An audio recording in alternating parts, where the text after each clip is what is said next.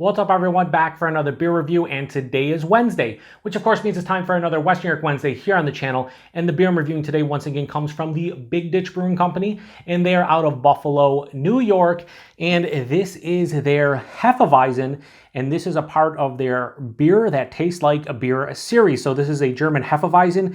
It comes in at 5% alcohol by volume, 14 IBUs at the time of review. This can is just under 1 month old. So I really like this series from Big Ditch. I've reviewed a couple beers within this series on the channel already. Their Helles Lager and their Dark English Mild. The Helles Lager was really nice. The Dark English Mild was delicious. And I believe they released this one already in the series last summer. So they re-released it this summer, and I decided to give it a go. So it's a German-style Hefeweizen. Let me read the back here. They kind of describe what this series is supposed to be. It says, "We love beer because of the diversity of styles that can be produced from the 4 basic ingredients of malt, hops, yeast, and water. But in a world where it seems like craft beer is increasingly tasting similar," and in parentheses say, not that we have anything against juicy IPAs and fruited sours, we wanted to shine the light on a beer that tastes like beer to keep us from forgetting why we fell in love with craft beer in the first place. And then this one, I'll read it because it's very generic, but it says, "Hefeweizen is a German-style wheat beer that features flavors of banana, bread, bubblegum, and clove. The style is wonderfully complex from the use of German yeast, yet deliciously refreshing on a warm day." And that's pretty much what you get in Hefeweizens. You know, you get the banana. I don't always get the bubblegum. You get the clove, sometimes maybe coriander, some kind of spice. But anyway, this is very fresh. Like I said, it's about just under a month old, and here we go. So hashtag proper glassware, but not really proper glassware. Ooh. That's looking, that looked like a, I started to dive. Hang on, I was going to start talking like Duff the Rose, baby. They have a muck in it that looks kind of like, I don't know, a juicy IPA, and that's like a lot of Hefeweizen. So that is, yeah, that is unfiltered beyond belief. It honestly looks like a very unfiltered hazy IPA, like that honey orange kind of glow to it, very murky and turbid. Has about a finger, now it's dissipating a little bit, but a finger of this like light tan, off-white, almost cream colored head. It looked kind of creamy, dissipating to a thin film almost, but yeah, that looks like a Hefeweizen, like with all the goodies poured in. And I really didn't roll that or anything. I was going to pour on all the goodies at the end, but here we are. Anyway, let's get a nose. Yeah, so that's, I mean, it's, a lot of these old styles are, I won't say hard to describe, but they're very simplistic, and a lot of them have very similar characteristics depending on, you know, the quality is going to differ from beer to beer, but like, yes, there's banana bread. It is big banana, almost like overripened, sweeter banana. There's definitely clove in here. Maybe another spice. Do I want to say coriander? Maybe like a slight white pepper thing. But banana bread, clove, there's a little bit of like a bubblegum yeast ester as well. It smells fruity.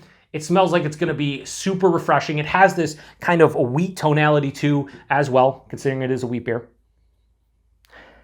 I mean, they described it perfectly on the back of the can. It has such a refreshing kind of quality to it, and I don't drink a ton of Hefeweizens, you know, all the time. I review them here and there, but I like the style. I've always really liked the style. I like that banana bread. I like the clove. That can be off-putting to people out there who don't like banana, especially in their beer, so I get why you don't like the style. For me, though, I've always enjoyed it, and this smells like a well-made one. It's very intense in the nose, maybe more intense than some authentic German ones. I don't know if that's actually a good thing or a bad thing until we taste it, so let's get into it. Cheers, everybody, and let's see what this one has to offer.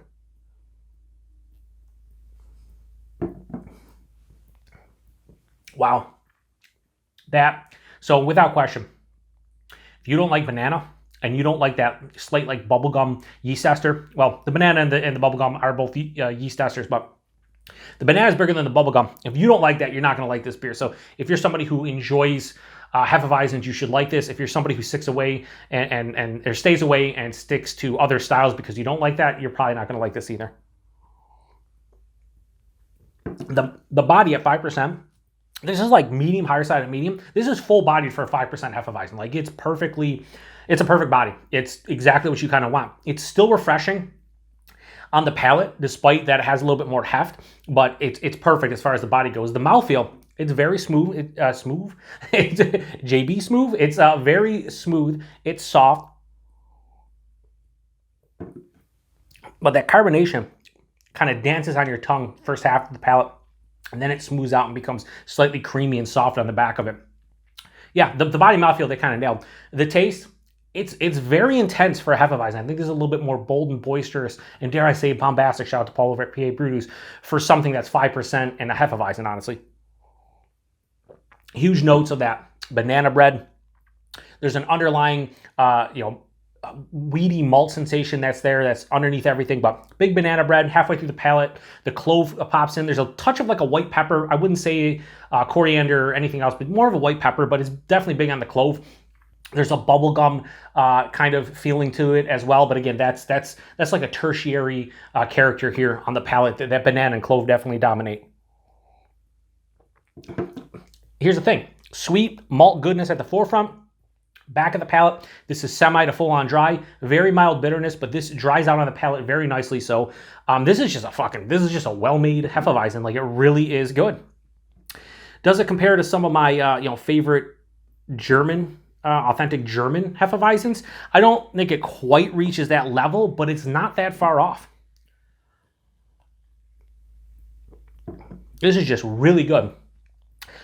How they say they're perfect for like a warm or a hot summer day. Without question, this just drinks so easy. And what I like about it is not like super light on the palate. There's enough substance to the body and the mouthfeel to keep me interested from that aspect, but then the flavors are really nice too. Very simplistic. Banana bread, bubblegum, a little bit of spiciness from like a clove, white pepper kind of feeling, and then an underlying wheat component. And that's pretty much it, but telling you, they do it damn good. So not much more to say about this one. So rating, we'll pour the rest into my glass here. All the goodies at the bottom. Yeah.